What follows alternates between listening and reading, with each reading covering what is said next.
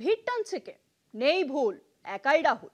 হ্যাঁ, রাহুল গান্ধীর ভোটার অধিকার যাত্রা বিহারে কংগ্রেসের হাওয়া কিন্তু ঘুরিয়ে দিয়েছে, এরকমই দাবি বিহার কংগ্রেসের। রাহুলের পাশে ভিড় দেখেই কংগ্রেসের দাবি এবার উপমুখ্যমন্ত্রী পদ চাই। কংগ্রেসের যে শক্তি কিছুটা বেড়েছে তাতে আরজেডি কিন্তু তা বুঝতেই পারছে, আর তাই আরজেডি গুরুত্ব দিচ্ছে কংগ্রেসের শর্তকে।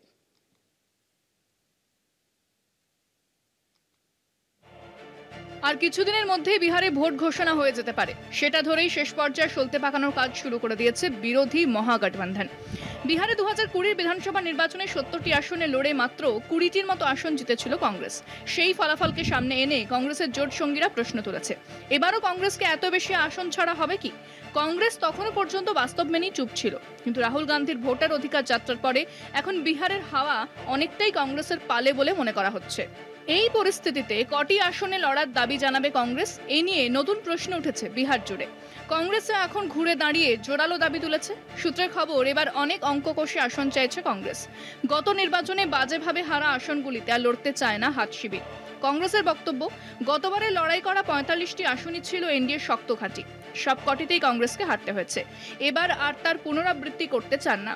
কংগ্রেস বিহার রাজনীতিতে বড় শরিক আরজেডিকে জানিয়ে দিয়েছে, যে আসনগুলিতে বহু বছর ধরে এনডিএ প্রার্থীরা জিতেছেন এমন আসন তারা নেবে না। একই সঙ্গে কংগ্রেস দুটি শর্ত দিয়েছে। প্রথম শর্ত, কংগ্রেস এবার উপমুখ্যমন্ত্রী পদ নেবে, এবং দ্বিতীয় শর্ত, 50 আসনে লড়াই করবে। আর যদি উপমুখ্যমন্ত্রী দেওয়া না হয়, তাহলে গতবারের মতো 70টি আসনেই লড়বে। কংগ্রেস এ নিয়ে কোনো সমঝোতায় রাজি নয়। কংগ্রেসের যে শক্তি কিছুটা বেড়েছে, আরজেডিও তা বুঝেছে। গত নির্বাচনের মতো কংগ্রেসের অবস্থা থাকলে আরজেডি কংগ্রেসের কোনো শর্তই মানত না। তাই কংগ্রেসের আসন ভাগাভাগির ফর্মুলাকে যথেষ্ট গুরুত্ব দিচ্ছে মহাগঠবন্ধনের বড় শরিক আরজেডি। কলকাতা টিভি।